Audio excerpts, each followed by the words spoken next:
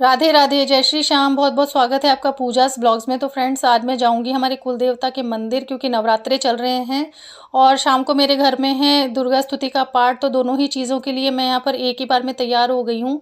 मैंने यहाँ पर वेयर की है पीले की साड़ी, क्योंकि पीले की साड़ी वेयर करने के बाद में अलग से पीला ओढ़ने की ज़रूरत नहीं पड़ती है। तो मैंने ये साड़ी वेयर कर ली है। कैसी लगी मेरी साड़ी प्लीज़ बताइएगा। चलिए चलते हैं मंदिर भगवान जी के दर्शन करने के लिए। तो मैं यहाँ पर निकल गई हूँ मेरे दोनों बच्चों और हस्बैंड के साथ मंदिर जाने के लिए। तो गाड़ी में बैठ गए हैं हम, और ये बहुत खुश हुआ गाड़ी में बैठकर। तो हम लोग निकल गए हैं मंदिर के लिए। लेकिन घर से निकलते ही हमको थोड़ी दूर बाद यहाँ पर ट्रैफिक मिल गया। तो ट्रैफिक जैसे ही क्रॉस करा तो अब हम आ गए हैं, ये सुल्तानपिंड गेट का रास्ता है।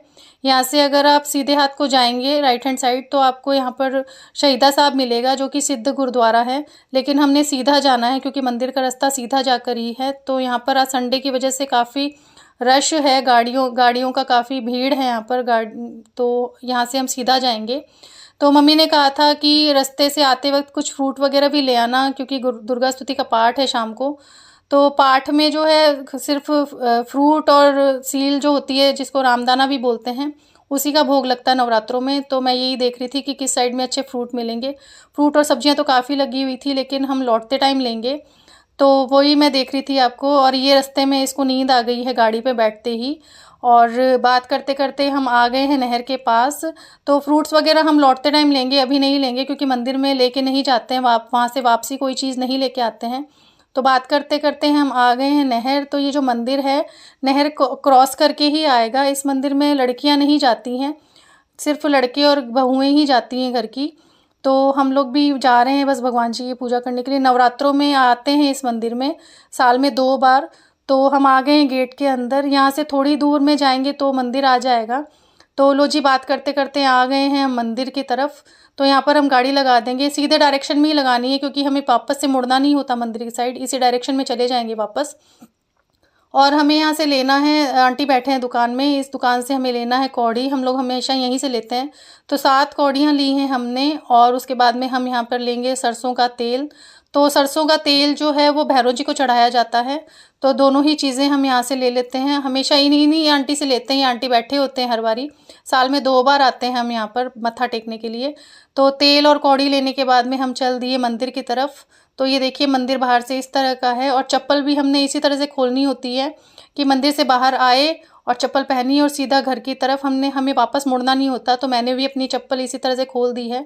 अब हम आ गए हैं मंदिर में। तो देखिए कितना अच्छा मंदिर है, छोटा सा मंदिर है, शांत है बहुत बहुत ही वातावरण मंदिर का। तो हम अपनी बारी का वेट कर रहे हैं, क्योंकि बाकी लोग भी पूजा कर रहे थे। और बारी के बाद हम बैठ गए यहाँ पर पूजा करने के लिए, लेकिन ये अभी तक सो ही रहा था। तो ये मंदिर के पंडित जी हैं, ये जैसे जैसे बताएंगे वैसे वैसे पूजा करेंगे हम। तो मैं यहाँ लेकर आई थी रोली, चावल, काजल और मेहंदी। तो इन चारों का ही यहाँ पे तिलक लगेगा। तो सबसे पहले मैं यहाँ पे रोली घोल लेती हूँ। रोली की 7 बिंदियाँ लगा देती हूँ मैं।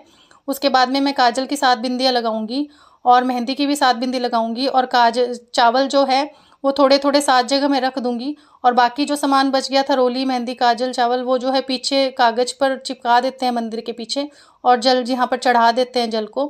प्रणाम करने के बाद में यहाँ पर मेरे हस्बैंड जो हैं, मेरे बेटे से तेल चढ़वाएंगे भैरव जी को। तो तेल चढ़वा रहे हैं मेरे हस्बैंड, बच्चों को बताना होता है तभी वो आगे पूजा पाठ कर पाते हैं। यहाँ पर तेल चढ़ा दिया उन्होंने। उसके बाद में ये तेल चढ़ाएंगे खुद भी भैरव जी को। और जब यहाँ से बाहर आते हैं तो जो हमने कौड़ियाँ ली थी ना, वो सीधे हाथ से पीछे की तरफ उछालनी होती है, और पीछे पलट के नहीं देखना होता। मंदिर से बाहर आ गए हैं हम लोग, अब हम जाएंगे घर की तरफ। तो यहाँ पर हम निकल पड़े हैं घर की तरफ। तो हमने रास्ते में कुछ फ्रूट्स वगैरह भी लेने थे। तो ये जो है मतलब डेवलप हो रहा है एरिया, काफ़ी मतलब अच्छा है एरिया। तो उसके बाद में हम निकल गए हैं घर घर को। तो हमने फ्रूट्स लेने थे, तो अच्छे फ्रूट्स नज़र आए, वहीं पर हमने रोक दिए।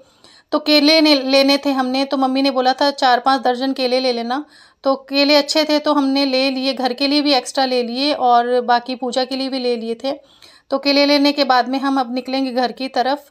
तो काफ़ी लेट हो गया था, जल्दी से चलते हैं घर की तरफ। तो यहाँ पर हम लोग आ गए हैं घर घर की रास्ते पर। लेकिन ये अभी तक सो ही रहा है, इसको बहुत नींद आ रही है आज। और यहाँ पर हम आ गए हैं, फेमस जलेबी वाला चौक है, मेरे घर का रास्ता है। यहाँ से आप सीधे जाएंगे तो गोल्डन टेम्पल आ जाएगा। गोल्डन टेम्पल आ जाएगा। मैं जिस एरिया में रहती हूँ उधर एक साइड में गोल्डन टेम्पल है और एक साइड में जलियांवाला बाग है। तो लो, बात करते करते मैं आ गई हूँ घर पर। तो मिलती हूँ नेक्स्ट ब्लॉग में। कैसी लगी आपको वीडियो कमेंट में बताइएगा। चैनल को सब्सक्राइब कीजिएगा, लाइक कीजिएगा, कीर्तन का जो वीडियो है दुर्गा स्तुति का वो नेक्स्ट ब्लॉग में आएगा। तब तक के लिए राधे राधे, बाय बाय, जय श्री